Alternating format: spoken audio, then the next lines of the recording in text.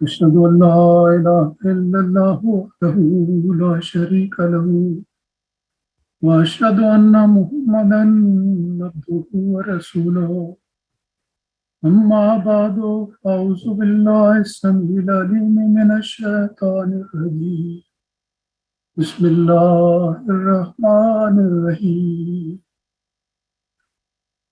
میرے لیے یہ بات بہت خوشی اور سعادت کا موجب ہے کہ آج بنگلہ دیش جماعت کے انصار کی اور افراد جماعت کی اس تقریب میں مجھے ایک بہت ہی بابرکت موضوع پر کچھ کہنے کا موقع مل رہا ہے۔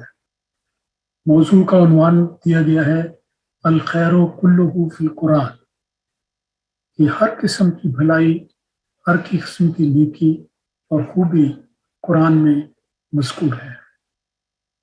سب سے پہلے میں یہ عرض کرنا چاہتا ہوں کہ یہ جاننا ضروری ہے کہ یہ عنوان حضرت مسیح موعود علیہ السلام کے ایک الہام پر مبنی ہے، کیونکہ آپ نے ایک جگہ فرمایا کہ خدا نے مجھے مخاطب کر کے فرمایا ہے کہ الخیر کلہ فی القرآن، کہ قرآن مجید جملہ خوبیوں اور بھلائیوں کا مجموعہ ہے۔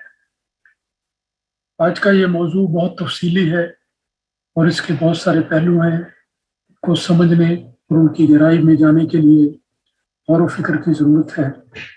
آج اس موضوع کے حوالے سے میں قرآن مجید اور احادیث نبویہ اور حضرت مسیح موعود علیہ السلام اور آپ کے خلفائے نظام کے بعض ارشادات آپ کے سامنے پیش کروں گا۔ سب سے پہلے میں یہ ذکر کرنا چاہتا ہوں کہ جہاں حضرت مسیح موعود علیہ السلام کو یہ الہام ہوا کہ الخیر کلہ فی القرآن، مسیح موعود علیہ السلام نے اپنی کتابوں میں تعریف فرمایا ہے کہ قرآن جواہرات کی تھیلی ہے اور لوگ اس سے بے خبر ہیں۔ اس کے علاوہ حضرت مسیح موعود علیہ السلام نے یہ بھی فرمایا ہے، اور بڑا ہی جامع فکرہ ہے جو میں بیان کرنا چاہتا ہوں، سیریل کھا لو کہ اس میں آپ نے فرمایا کہ اسلام زندہ مذہب ہے، اسلام زندہ مذہب، ہماری کتاب زندہ کتاب، اور ہمارا خدا زندہ خدا، اور ہمارا رسول زندہ رسول ہے۔ اس قدر خوبی سے آپ نے سارے مذہب اسلام کا خلاصہ اس فکرے میں بیان فرما دیا ہے۔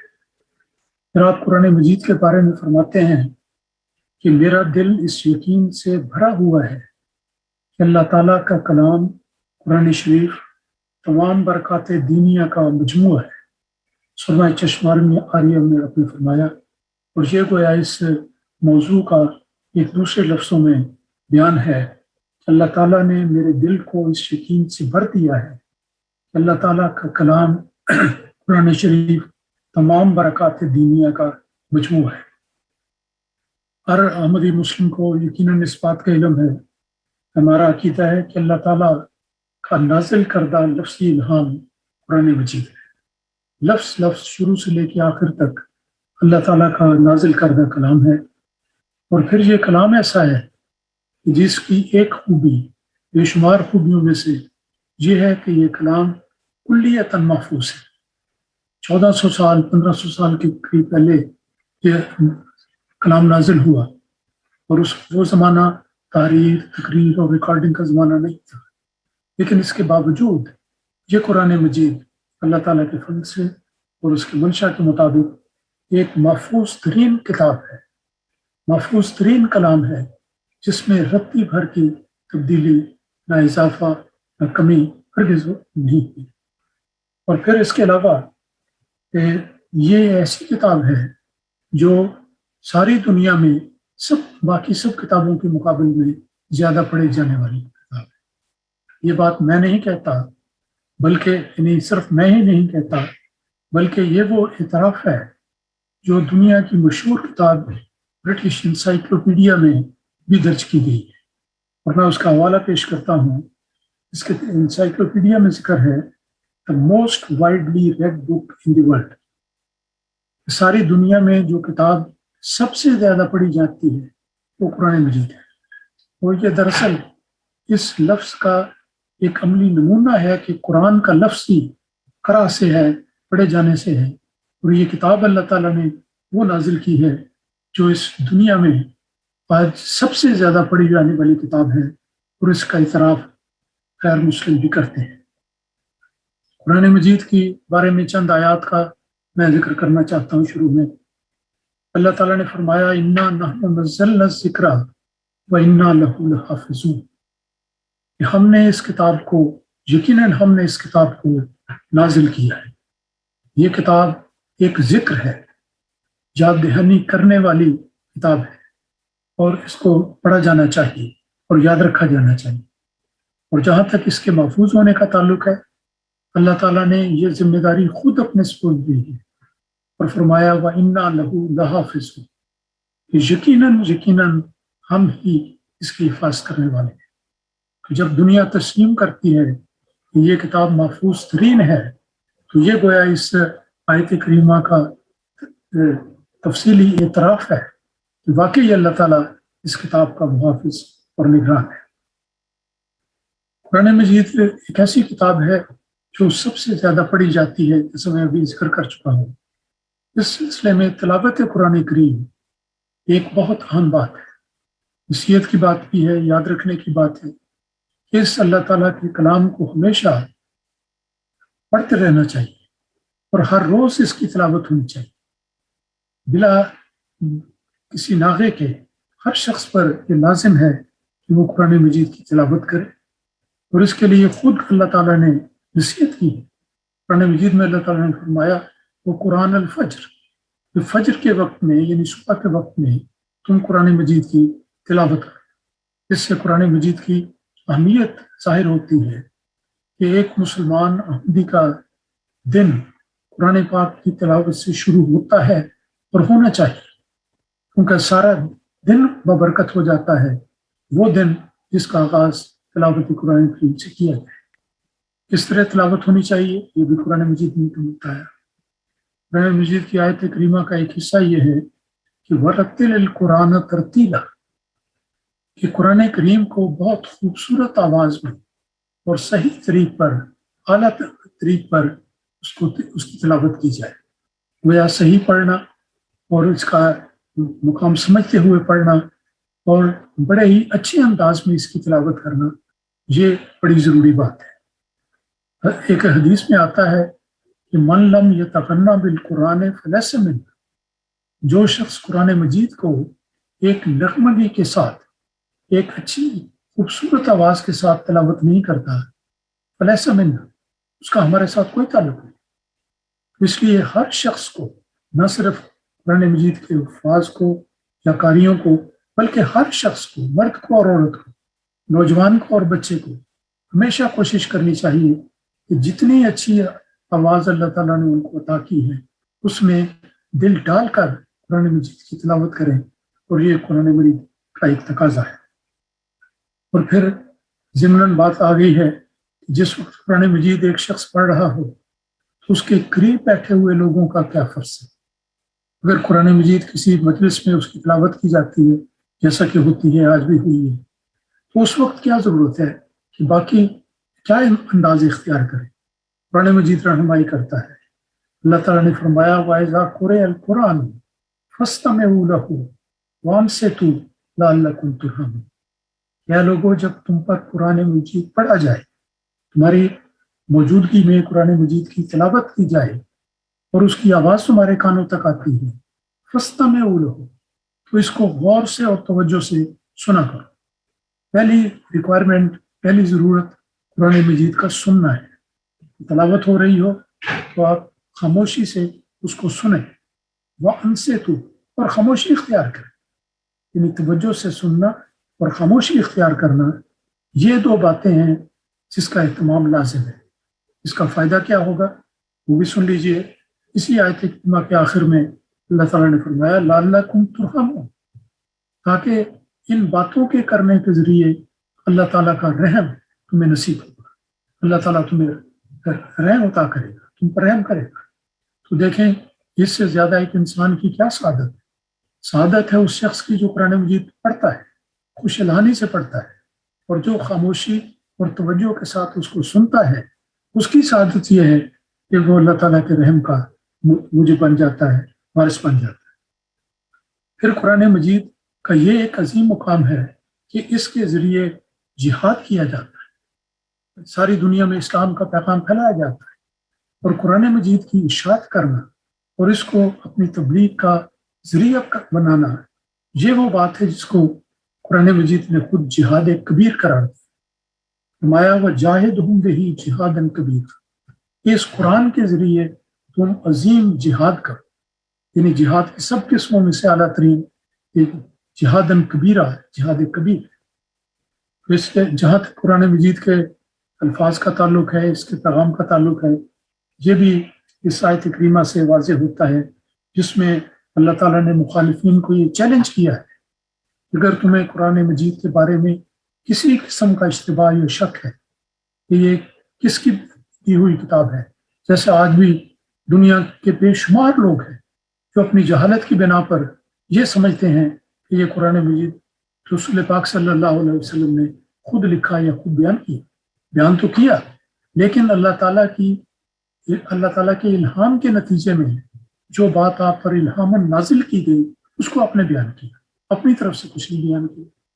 تو اس کے بارے میں اللہ تعالیٰ واضح فرماتا ہے کہ یہ بمثل کتاب ہے، اور آیت کریمہ یہ ہے کہ ان کنتم فی ریب مما نزلنا علی عبدنا فاتوا بسورۃ من مثلہ ودعوا شہداءکم من دون اللہ ان کنتم صادقین۔ اے لوگو، اگر تم کسی قسم کے شک میں ہو، اگرچہ قرآن مجید نے واضح طور پر قرآن مجید کی ابتدا ہی میں فرما دیا ذالک الکتاب لا ریب فیہ، یہ وہ عظیم کتاب ہے جس میں کوئی شک نہیں، حقیقت میں کوئی شک نہیں۔ شک کرنے والے شک کرتے ہیں تو ان کا نصیب ہے، لیکن اللہ تعالیٰ کی شہادت یہ ہے کہ اس میں ہر کس کو شک نہیں۔ فرمایا کہ اگر تم شک کرتے ہو، اے شک کرنے والوں، کہ جو چیز ہم نے اپنے بندے پر نازل کی وہی چیز اللہ تعالیٰ نے اس بندے نے تم تک پہنچائی ہے، اگر تم شک کرتے ہو فاتوا بسورۃ من مثلہ، اس جیسی کوئی صورت بنا کر، مختلف جگہوں پہ مختلف انداز میں یہ چیلنج دیا گیا ہے کہ اگر تم شک کرتے ہو تو اس جیسی کتاب لے آؤ، اس جیسی صورت لے آؤ، 10 صورتیں لے آؤ، یہ مختلف چیلنج کیے گئے۔ اور فرمایا ودعوا شہداءکم من دون اللہ، اللہ کے سوا اپنے سارے مددگاروں کو بلا لو اور کوشش کرو کہ اس سے ایسا کلام بنا لو، لیکن تم ہرگز نہیں بنا سکو گے ان کنتم صادقین، اگر سچے ہو تو یہ ٹیسٹ کر کے دیکھو۔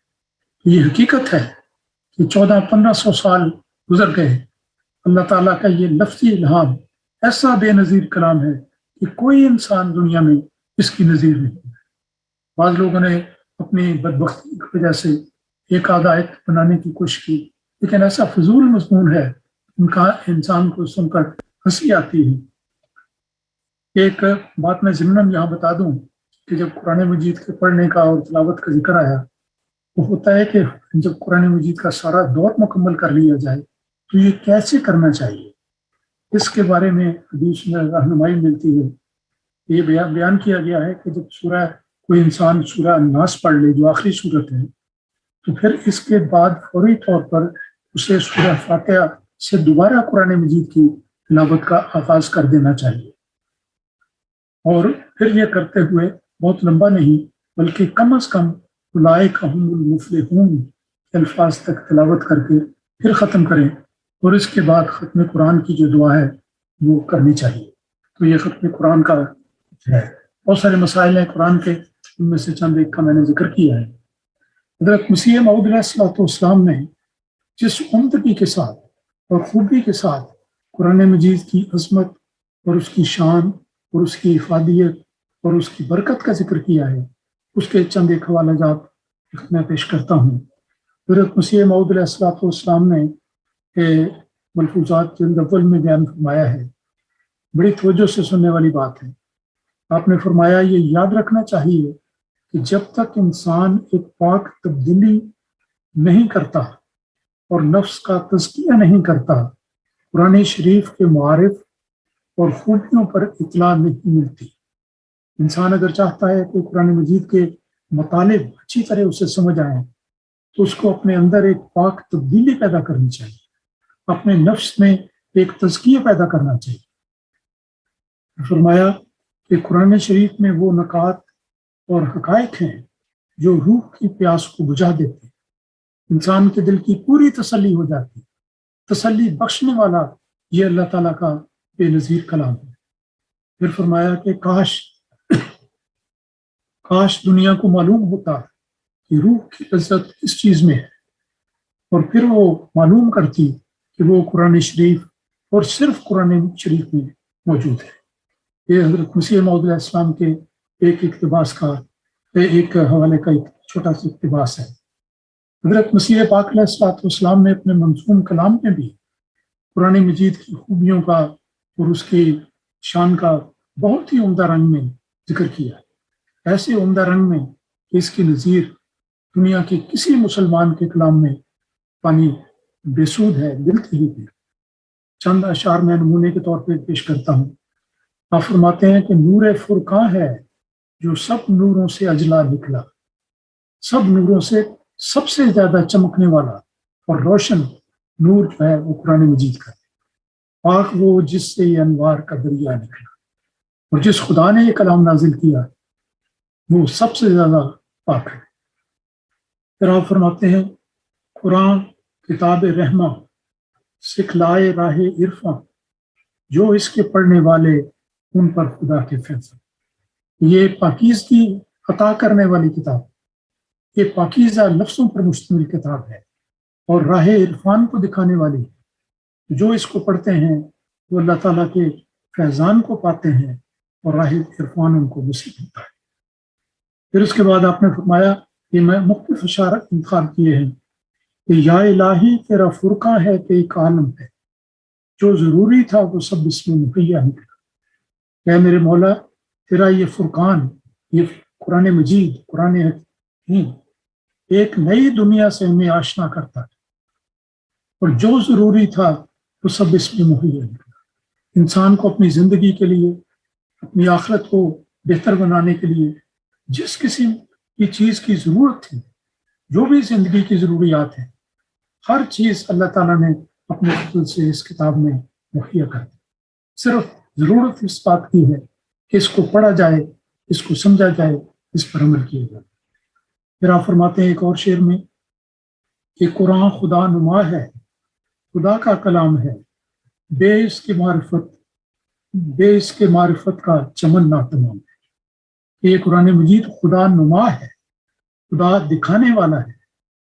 اس قرآن کو پڑھنے سے اللہ تعالیٰ کی صفات طیبات کا علم ہوتا ہے اور خدا کے وجود کا علم ہوتا ہے، اور خدا کا کلام اللہ تعالیٰ کی بیان کردہ بات۔ یہ کتاب ایسی نہیں کہ جو کسی اور انسان نے، حتیٰ کہ رسول پاک صلی اللہ علیہ وسلم نے بنا کر پیش کی ہے، بلکہ خدا کا کلام ہے جو بغیر کسی کمی یا اضافے کے رسول پاک صلی اللہ علیہ وسلم نے دنیا کے سامنے پیش کیا، اور ساری دنیا کے لیے معرفت کا کلام ہے۔ اس کے بغیر معرفت کا چمن ناتمام رہتا ہے۔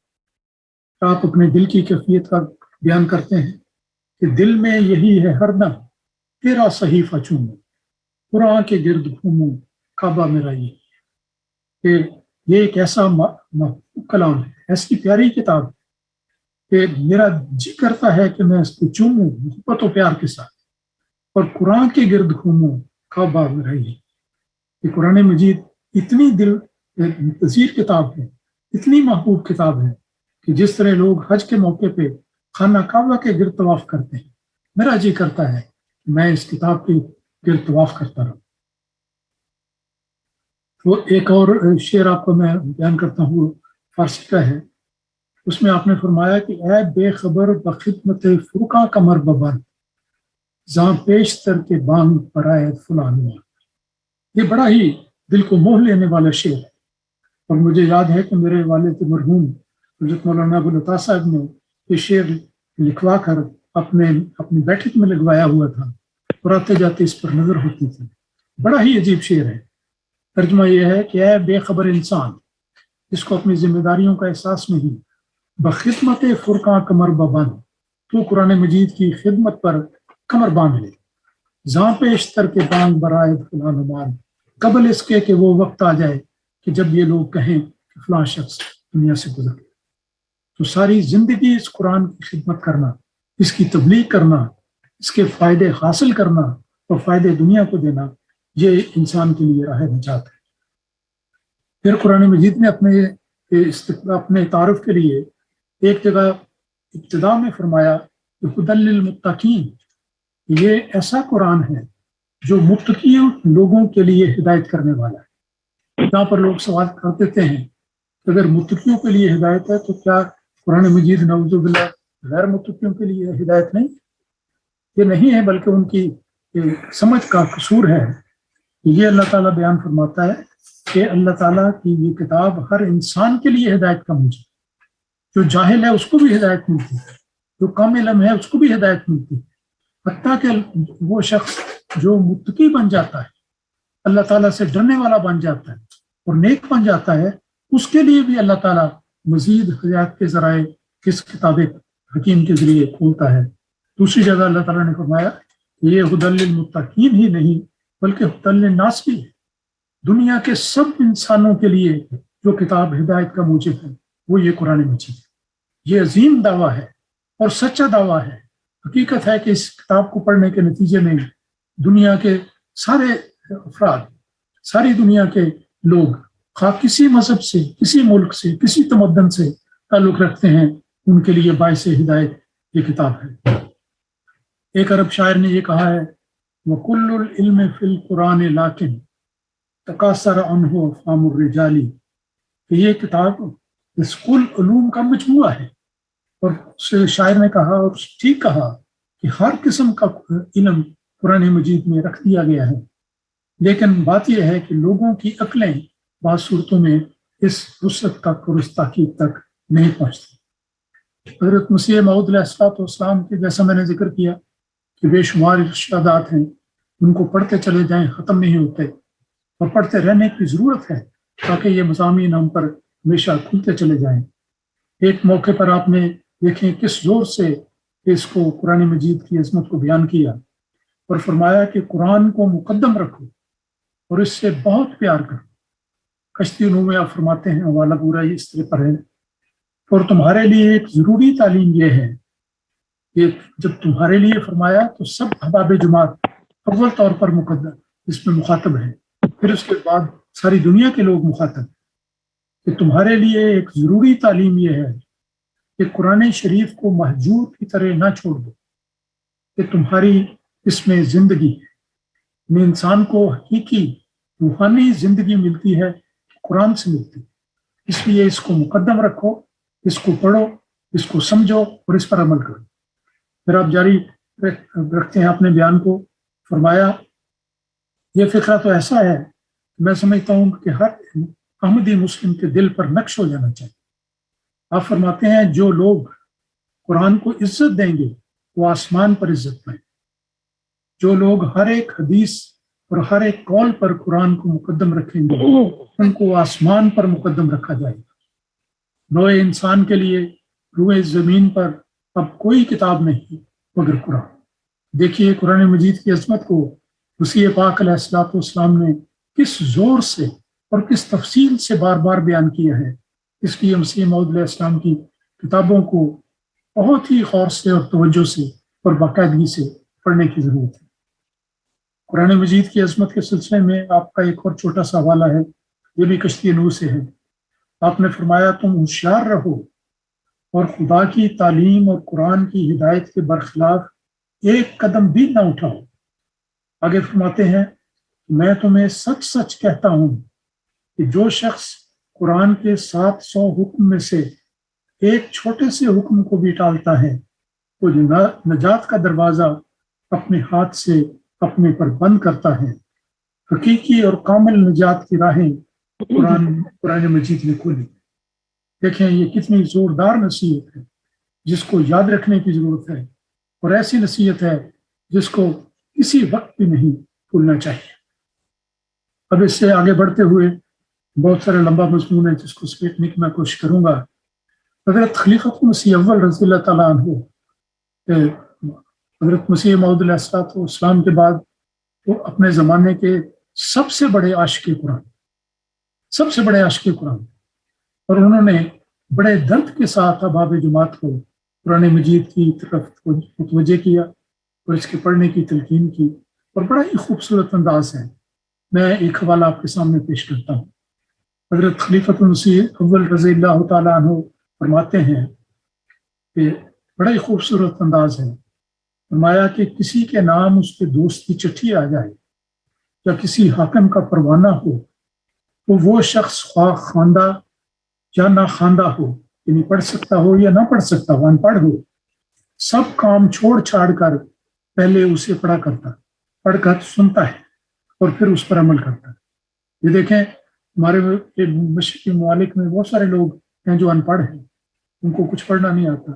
قرآن مجید کے بارے میں جب ان کی مثال آپ دیتے ہوئے بیان فرماتے ہیں کہ اگر کسی ان پڑھ کے سامنے کوئی خط آ جائے کو سمجھ نہیں آتی تو وہ انسان فوراً کسی کے پاس جاتا ہے اور کہتا ہے کہ مجھے پڑھ کے سناؤ کہ اس کا کیا مطلب ہے۔ تو یہ وہ محنت کرتا ہے اس لیے اسے اپنے محبوب کا جو خط آیا ہے پڑھ کر سنا دے۔ یہ بیک گراؤنڈ نوائز ہے، اس کو ختم کرنی چاہیے۔ تو کہتے ہیں کہ وہ اسے پڑھ کر سنتا ہے اور پھر اس پر عمل کرتا ہے۔ آگے آپ فرماتے ہیں مگر کس قدر تعجب کی بات ہے کہ حسن و احسان کے چشمے احکم الحاکمین ارحم الراحمین کی چٹھی ہو، اور چٹھی رسان یعنی ڈاکیہ بھی حضرت سیدنا محمد رسول اللہ صلی اللہ علیہ وسلم جیسا جلیل القدر خاتم کمالات نبوت، خاتم کمالات انسانیت انسان ہو، اور پھر ایک مسلمان اس کی پرواہ نہ کرے۔ یعنی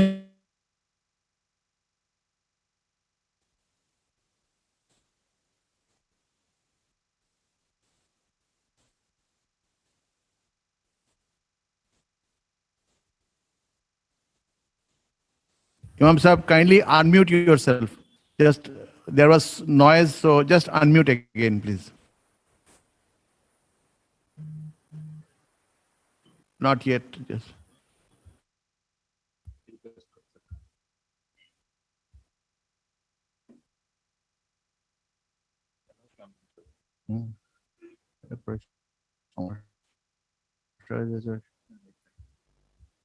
ہو گیا تھا، جسٹ 1 منٹ فیڈ۔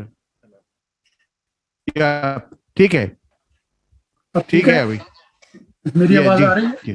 اچھا ٹھیک ہے۔ کسی گھر کی آواز تھی، اس کو رکھ۔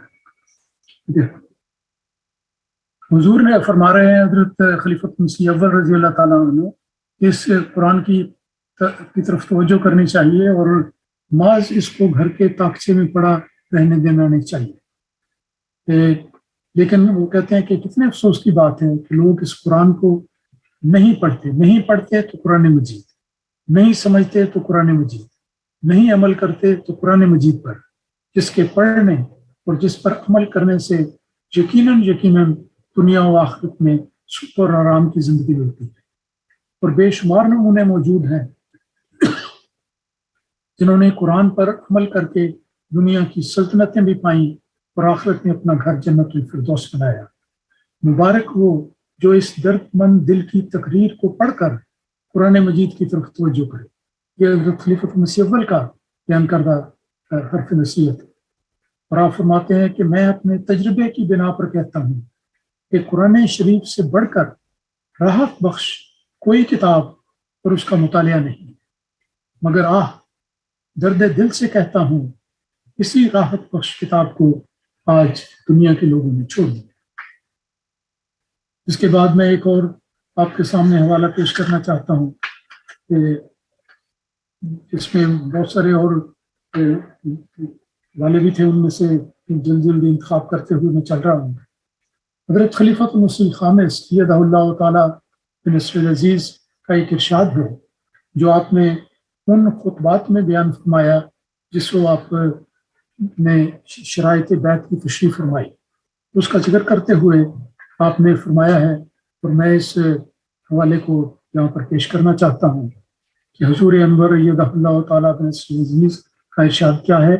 حقیقت یہ ہے کہ حضور نے قرآن مجید کو بار بار پڑھنے، سمجھنے اور اس کا التزام کرنے اور اس پر عمل کرنے کے بارے میں بہت ہی تاکید فرمائی ہے۔ اکثر خطبات جمعہ میں حضور اس موضوع کو لیتے ہیں اور جماعت کی اس طرف جماعت کے احباب کو توجہ دلاتے ہیں۔ آپ کا ایک ارشاد ہے جو میں نے انتخاب کیا ہے، اس کے الفاظ اس طرح پر ہیں کہ ہم میں سے ہر ایک کو اپنا جائزہ لینا چاہیے کہ وہ کس حد تک قرآن سے محبت کرتا ہے۔ ہم میں سے ہر ایک کو اپنا جائزہ لینا چاہیے کہ وہ کس حد تک قرآن سے محبت کرتا ہے، اس کے حکموں کو مانتا ہے اور ان پر عمل کرنے کی کوشش کرتا ہے۔ کہ دیکھیں اس میں 3 باتیں ہیں کہ ایک ہی جملے میں آ گئی ہیں، لیکن 3 باتیں ہیں جن کو الگ الگ طور پر سمجھنا چاہیے۔ جائزہ یہ لینا چاہیے کہ کس حد تک قرآن سے محبت کرتا ہے، قرآن کی محبت دل میں ہے یا نہیں، اس کو عظمت دیتا ہے یا نہیں دیتا۔ جس طرح قرآن مجید کی عظمت اور محبت کا تقاضا ہے کہ اس کو کبھی بھی ہاتھ سے گرنے نہ دیا، ہمیشہ مضبوطی سے پکڑا جائے، بچوں کو بھی نصیحت کی جائے تاکہ خدا کا کلام ہے جو سب سے اول اور مقدم رکھنے والا ہے، کہیں یہ زمین پر نہ گر۔ پھر اپنے گھر میں عام لوگ کتابیں رکھتے ہیں تو یہ اہتمام کرنا چاہیے کہ قرآن مجید سب سے اوپر، کبھی کوئی اور کتاب کتنی ہی پیاری کتاب ہو اس کو قرآن مجید کے اوپر نہیں رکھنا چاہیے، بلکہ اللہ کا کلام، اس کا منصب یہ ہے وہ سب کتابوں سے افضل اور اولا اور اوپر۔ قرآن مجید کا یہ ادب احترام دل میں ہونا چاہیے اور اس کی محبت ہمارے دل میں ہونی چاہیے، اور محبت کا تقاضا ہے کہ ہر شخص کو روزانہ تلاوت کرنی چاہیے۔ اس کا بھی آگے ذکر آتا ہے۔ تو آپ نے فرمایا کہ قرآن مجید ہر شخص کو جائزہ لینا چاہیے کہ وہ کس حد تک قرآن سے محبت کرتا ہے، اس کے حکموں کو مانتا ہے اور ان پر عمل کرنے کی کوشش کرتا ہے۔ 3 باتیں آپ نے بیان کی، میں پھر ان کو دہرا دیتا ہوں۔ آپ نے فرمایا، حضور ایدہ اللہ تعالیٰ بن کا ارشاد ہے کہ ہر شخص کو جائزہ لینا چاہیے کہ وہ کس حد تک قرآن سے محبت کرتا ہے، اس کے حکموں کو مانتا ہے۔ پہلے قرآن سے محبت ہے، محبت کا تقاضا ہے کہ محبوب کے ارشاد کو مانا جائے، تو کس حد تک حکموں کو مانتا ہے یہ بھی جائزہ لینا چاہیے، ہر روز جائزہ لینا چاہیے اور ان پر عمل کرنے کی کوشش کرتا ہے۔ پھر یہ ہے کہ جب قرآن مجید پڑھتا ہے اور اس محبت اس کے دل میں ہے تو اس کے حکم اس کے علم میں ہے، تو پھر ان پر عمل بھی کرتا ہے یا نہیں۔ وہ حکم کیا ہوا جس پر انسان عمل نہ کرے، حکم کا علم ہو جائے تو اس کے بعد اس پر عمل کرنا چاہیے۔ تو یہی بات آپ نے حضور نے وہاں پر بیان کی، اس پر عمل کرنے کی کوشش کرتا ہے۔ یہ مجبوری ہے وقت کی، ورنہ میں زیادہ تفصیل میں چلا جاتا، لیکن یہ ساری باتیں پوری طرح یاد رکھنے والی ہیں۔ اور یہ جو کتاب جس کا حوالہ ہے شرائط بیعت اور احمدی کی ذمہ داریاں، اس کے صفحہ 2 سے میں نے لیا ہے۔ یہ ساری کتاب احمدی گھروں میں ہونی چاہیے اور پڑھنی چاہیے، کیونکہ بیعت کے تقاضے تبھی پورے ہوتے ہیں۔ ان میں سے ایک اولین تقاضا قرآن مجید کے ساتھ محبت کرنا، اس کے حکموں کو ماننا، جاننا اور ان پر عمل کرنا، یہ بات ہے جو آپ نے فرمائی ہے۔ پھر آپ فرماتے ہیں کہ محبت کے اظہار کے بھی طریقے ہوتے ہیں۔ سب سے زیادہ ضروری چیز جو ہر احمدی کو اپنے اوپر فرض کر لینی چاہیے، میں یہاں رکتا ہوں اس لیے کہ میں سب احباب کی توجہ چاہتا ہوں کہ حضور انور ایدہ اللہ تعالیٰ بنصر عزیز کے اس فکرے کو پوری توجہ سے اپنے دل میں بٹھائیں۔ آپ نے فرمایا کہ سب سے زیادہ ضروری چیز جو ہر احمدی کو اپنے اوپر فرض کر لینی چاہیے وہ یہ ہے۔ کیا چیز ہے؟ توجہ سے سنیے۔ حضور فرماتے ہیں وہ بات یہ ہے کہ بلا ناغہ کم از کم 2-3 رکوع ضرور تلاوت کر لیں، کہ بلا ناغہ کم از کم 2-3 رکوع ضرور تلاوت کر لیں۔ حضور کا یہ حکم، حضور کا یہ ارشاد ہر احمدی کے لیے، دنیا کے کسی کونے میں ہو، بڑا ہو بوڑھا ہو، مرد ہو عورت ہو بچہ ہو، کوئی ہو جو پڑھنے کے قابل ہے، ان سب کے لیے یہ ارشاد ہے کہ بلا ناغہ کم از کم 2-3 رکوع ضرور تلاوت کریں۔ میں تو اکثر تقاریر میں کہا کرتا ہوں کہ دیکھیں صبح گھر میں اٹھتے ہیں، بچے ہیں بڑے ہیں، ہر شخص کو ہوتا ہے کہ ہم ناشتہ ضرور کریں، کیونکہ ناشتہ کبھی مختلف چیزوں کو بنتا ہے، مزیدار چیزیں آتی ہیں، بچے بھی منتظر ہوتے ہیں اسکول جانے سے پہلے، کوئی اور کام کرنے سے پہلے کہ صبح کا ناشتہ مل جائے. تو حقیقت یہ ہے کہ جو روحانی ناشتہ ان کو کرنا چاہیے وہ قرآن مجید کی تلاوت، اس کی طرف توجہ دینی چاہیے. اور ماں باپ کو بھی یہ بات ہمیشہ یاد رکھنی چاہیے کہ جب تک بچے تلاوت نہیں کر لیتے ان کو اپنے کسی اور کام میں مصروف نہیں ہونا چاہیے. یہ تلاوت ہے قرآن مجید بچوں کے لیے اور بڑوں کے لیے، سب کے لیے ایک روحانی ناشتہ ہے، روحانیت کا سامان ہے. تو اس کو سب سے زیادہ مقدم رکھیں. اور یہ نصیحت حضور ایدہ اللہ تعالیٰ نے اس جگہ فرمائی ہے. آپ کے الفاظ میں پھر پڑھتا ہوں. آپ نے فرمایا وہ یہ ہے کہ بلا ناغہ کم از کم 2-3 رکوع ضرور تلاوت کریں. اس سے زیادہ پڑھے بڑی اچھی خوبی ہے. بہت سے لوگ ہیں جو کم از کم اللہ تعالیٰ کے فضل سے کم از کم روزانہ 1 سپارہ پڑھتے ہیں اور 1 مہینے میں ان کا ایک دور مکمل ہو جاتا ہے. یہ کتنا اچھا معیار ہے اور کتنی اچھی ایک مثال ہے جو وہ قائم کرتے ہیں.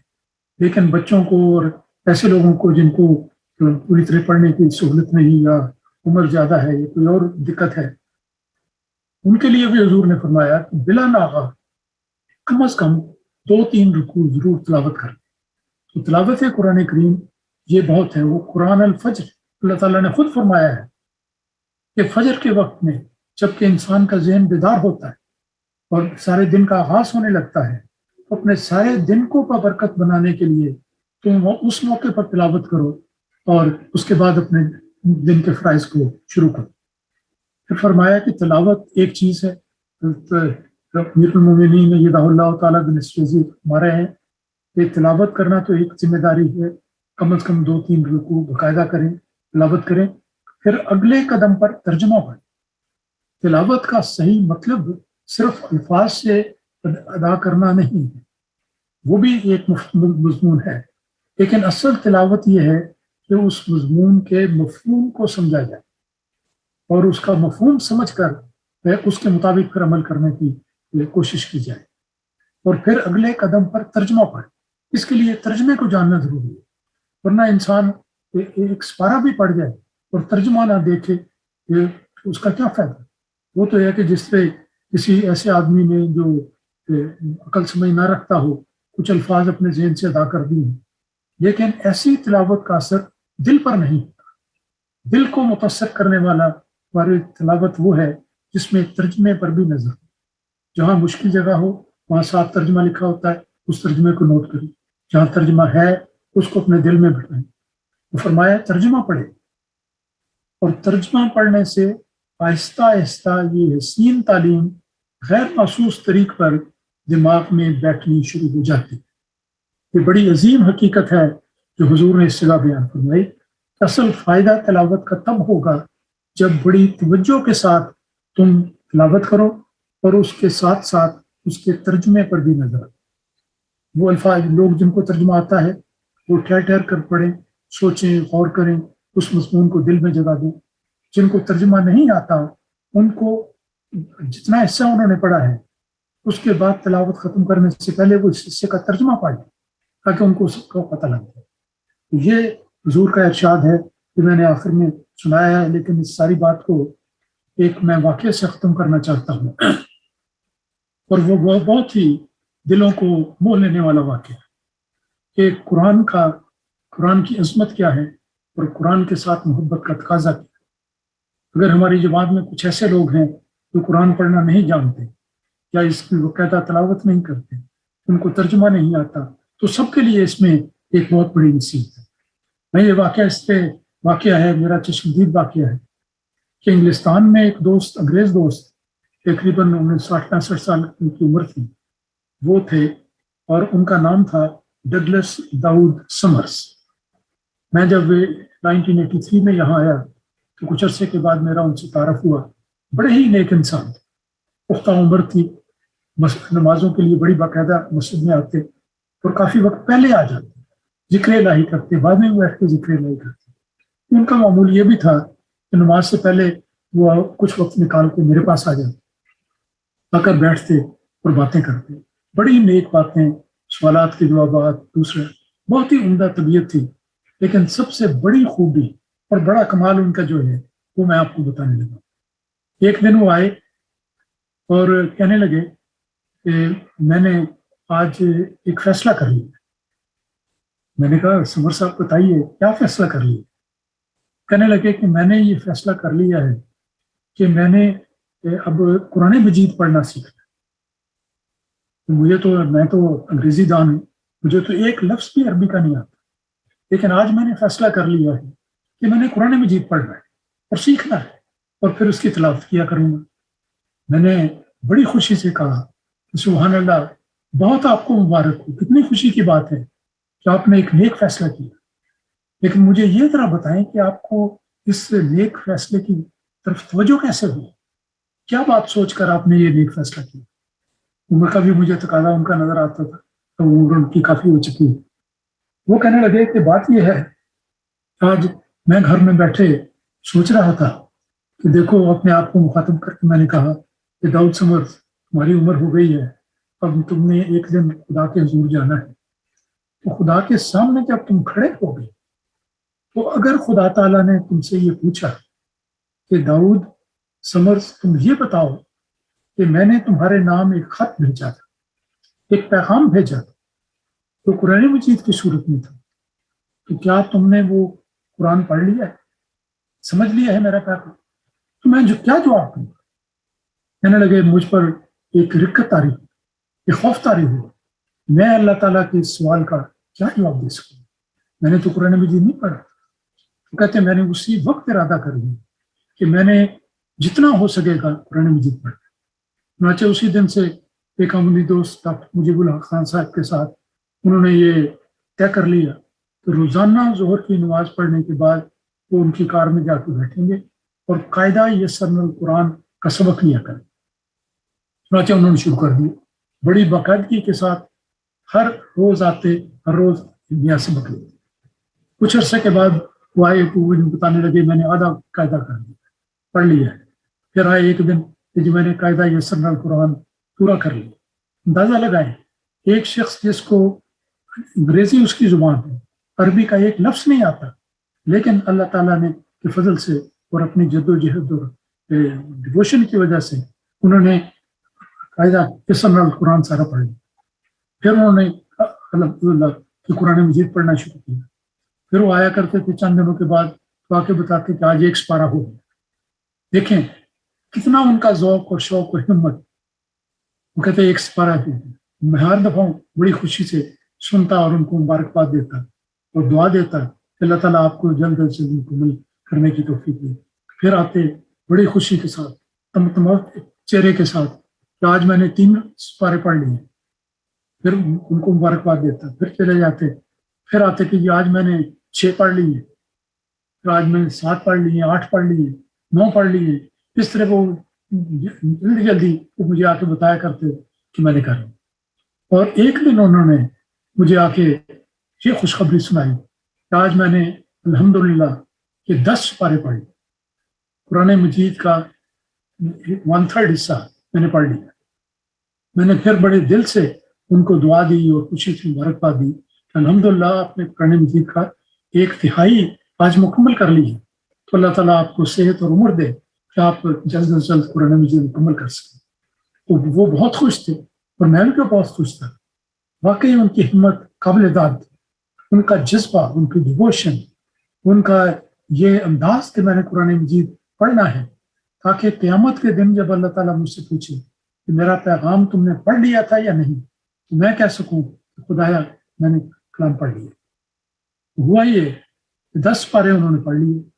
اور پھر چند دنوں کے بعد یہ افسوسناک خبر آئی کہ ان کا وصال ہو. یہ مجاہد فی سبیل اللہ قرآن مجید پڑھتے ہوئے اس کو اللہ تعالیٰ نے آگے, اس کی عمر نہیں ہوئی اور ان کا وصال ہو گیا اللہ تعالیٰ کے حضور حاضر.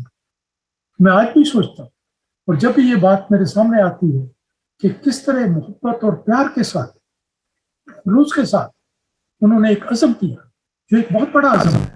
60-70 سال کی عمر میں جا کر ایک شخص کا قرآن مجید پڑھنا جس کو ایک لفظ عربی زبان کا نہیں آتا, ایک حرف بھی نہیں آتا.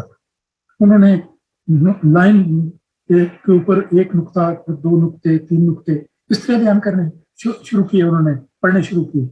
और करते करते, जैसा मैं तफसील बयान कर चुका हूँ, एक पारे के बाद होते होते बिलाखिर 10 पारे उन्होंने पढ़े। फिर अल्लाह ताला जो अजल मुकद्दर थी वो आ गई, उस दुनिया से फुर्सत हो गई। और मैं हमेशा सोचता हूँ, और आप भी सोचते होंगे, कि जिस वक्त वो अल्लाह ताला के हुजूर हाजिर हुए होंगे और अल्लाह ताला ने उनसे पूछा होगा कि दाऊद समर बताओ मेरा खत पढ़ लिया था, तो किस शौक से और जज्बे से वो ये कहेंगे। और कहा होगा उन्होंने, क्या खुदाया, मैं उस पर कदम मार रहा था और कदम ब कदम कुरान मजीद पढ़ रहा था, 10 पारे पढ़ चुके, फिर जब तूने मुझे बुलाया तो मैं तेरे हुजूर हाजिर हो चुका। तो ये देखें कुरान की मोहब्बत, एक ऐसे आदमी की मोहब्बत जो गैर मुल्क में पैदा होता है, जहाँ पर अरबी जुबान है, अंग्रेजी दान है, और फिर उम्र भी इतनी ज्यादा है, लेकिन जज्बा और डिवोशन और जज्बा, कैसे उसका सोच का अंदाज है कि अगर खुदा ने मुझे पूछा तो मैं क्या जवाब दूंगा। तो इस वजह से उन्होंने कुरान पढ़ना शुरू कर दिया। ये एक मिसाल है जिस पर आप सोचते चले जाएं और गौर करते चले जाएं और देखें कि कितने हमारे घरों में ऐसे हैं इनको कुरान मजीद नहीं पढ़ना आता, वो भी पढ़ें, आप उनको पढ़ाएं। अंसारुल्लाह हों, खुदामुल अंबिया लजना के मेंबरात हों, सबका फर्ज बनता है कि वो उन बच्चों को या बड़ों को भी अगर घर में कुरान नहीं आता तो उनको पढ़ें। तो ये एक बहुत बड़ी नेकी है। और कुरान मजीद वो है जिसके बारे में मसीह मौऊद अलैहिस्सलाम ने तो ये फरमाया है कि दिल में मेरे यही है, हरदम तेरा सहीफा चूमूं, कुरान के गिर्द घूमूं, काबा मेरा ये। कुरान मजीद की मुकद्दस किताब अल्लाह ताला ने हम सबको अता की। हमारा फर्ज है कि हम इस किताब को पढ़ें, इस पर अमल करें और सारी दुनिया में इस कुरान के पैगाम को फैलाएं। यही वो ज़रूरी बात है जो जमात अहमदिया के लिए इस वक्त करने वाली है। और यही वो बात है जिसकी तरफ हुजूर अय्यदहुल्लाह तआला बिनस्र अज़ीज़ में, जिनका इरशाद मैंने पढ़ कर सुनाया है। मैं अपनी तकरीर के आखिर में हुजूर का ये इरशाद एक दफ़ा फिर पढ़ना चाहता हूँ, बड़ी तवज्जो से और गौर से सुने। हुजूर ने फरमाया, हम में से हर एक को अपना जायजा लेना चाहिए कि वो किस हद तक कुरान से मोहब्बत करता है, उसके हुक्मों को मानता है और उन पर अमल करने की कोशिश करता है। मोहब्बत के इजहार के भी तरीके होते हैं। सबसे ज्यादा जरूरी चीज जो हर अहमदी को अपने ऊपर फर्ज कर लेनी चाहिए वो ये है कि बिला नाका कम अज कम 2-3 रुकू जरूर तिलावत कर ले, फिर अगले कदम पर तर्जमा पढ़े। तर्जमा पढ़ने से आहिस्ता आहिस्ता ये हसीन तालीम गैर महसूस तरीक पर दिमाग में बैठनी शुरू हो जाती है। अल्लाह ताला हम सबको तौफीक अता फरमाए कि हम कुरान मजीद से हकीकी मोहब्बत करने वाले हों, कुरान मजीद को पढ़ने और पढ़ाने और सारी दुनिया में इसके पैगाम को फैलाने वाले हों। अल्लाह ताला हम सबको तौफीक अता फरमाए। आइए मेरे साथ दुआ में शामिल हो जाएं, फिर उसके बाद इजलास की कार्रवाई इसका बंदा पेश किया जाएगा। आइए दुआ में शामिल हो जाएं। জাযাকুল্লাহ খান, দোয়া হচ্ছে।